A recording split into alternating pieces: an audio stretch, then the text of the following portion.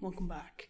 Today we're going to be covering what actually is WordPress, so what it is, how it works, and some of the features behind WordPress. So WordPress is a blogging and website creation tool that you can use to maintain, create, and add certain functionality to your website.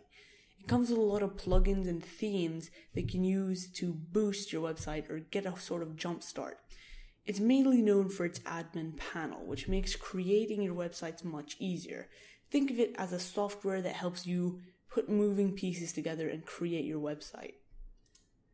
So that is a very generalized view of WordPress, but here is what WordPress really is in the backend or the technical side. So WordPress is known as a content management system or a CMS. There's lots of CMSs out there, but WordPress is the most widely used CMS. So a CMS is a tool that can be used to help you build and maintain your website, and it creates a lot of the guts and gears or the moving pieces for you. So things like backend logic and databases. So you've probably heard these terms thrown around a lot, but with a CMS, it sort of does that all for you when it comes to websites, so you can just focus on actually creating your website. Most of WordPress is written in PHP, which is a common language that's used to create backend logic in a lot of very high-end web apps and websites. So backend logic or server-side script is code that's run on the server. If you don't know what backend, databases, and all of these terms mean, I have bonus lectures at the end of this course that you can view to sort of get some more information. Again, it's not really valuable for the course. We're not going to be talking about it a lot, but it is good to know. So if you want to go check those out, please fast forward to the end of the course to the bonus lectures section. So why use WordPress? It's very easy to use, but it still gives you some control over your content. So you're not completely subjected to rules by hosting services and page builders like Wix and Weebly. It's completely free to use. You don't have to pay anything to get a copy of WordPress. It can be used by basic users and beginners. So I'm assuming if you're taking this course, you are a very beginner at WordPress. So this is perfect for you, but it still suits advanced users because they can still sort of customize WordPress and work with it to create their own web apps with some more advanced features like writing their own PHP.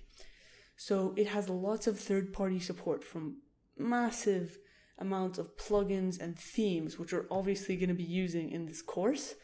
And it really makes WordPress what it is, because without plugins and themes, it wouldn't be used by basic users as much. Well, it would more be used by established and experienced web developers. So this is a topic that is rarely touched on in WordPress courses, but I'd like to talk about it because it's important before you move forward. Firstly, WordPress.com is not the same as WordPress.org, which is what we're going to be using. We're going to be using the WordPress.org tool. So if you are looking for a WordPress.com course, I recommend, if you've already bought the course, to either refund it. Udemy does offer a 30-day money-back guarantee, so if you're within that time limit, I highly recommend you go and refund it.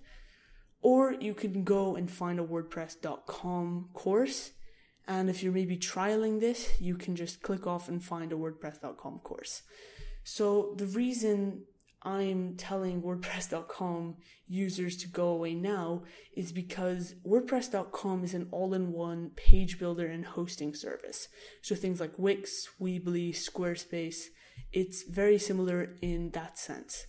So you don't really have much control over what goes on in the back end of your website, and you can just play around with what you can see, or the front end. So all the cool text and animations and everything on the actual website.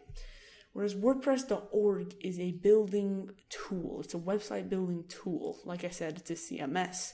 So it is run on your own server or hosting, which means that you actually own your own copy of WordPress and you're running it on your server or your hosting.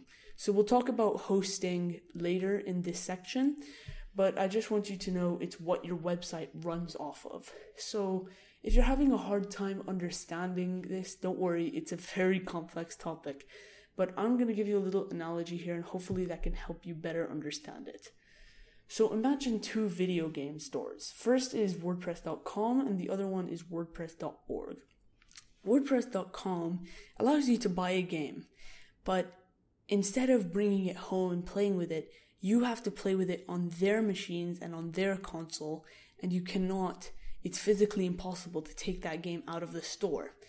So they actually own the game, but you have to purchase it and then play with it on their consoles. On top of that, you can't really play or mess with the game's back end or guts that much, and you can only play with the actual game and how it works. So if it's a first-person shooter, you can only actually play with the game. You can't mess with it in the back or the guts. You can't change it. Whereas WordPress.org allows you to take a copy of the game for free, and once you take it, you own that copy completely, which means you can take it home, you can change it, you can mess with it, you can do whatever you want with it. However, they offer no real support to run the game. So whereas WordPress.com video game store allowed you to run it on their own consoles for as long as you want, as long as you're purchasing, WordPress.org doesn't give you any sort of run tools or tools to run the game. So you would have to have your own console, in this case a server, to be able to actually run and play with the game. And although you own it, you're going to need some experience with setting up game consoles, or in our case, servers and hosting, to be able to play with WordPress.org. So hopefully that helped you understand better what WordPress.com and .org are. And like I said, if you're looking for a WordPress.com course, that is totally fine. Either refund the course or go and look for a new one, because unless you really are willing to use WordPress.org, which is slightly more advanced, I'd recommend you go down the WordPress.com route. So again, I hope you understood everything and what WordPress really is, so you have some basic knowledge of it before we start moving in and actually setting it up and using it.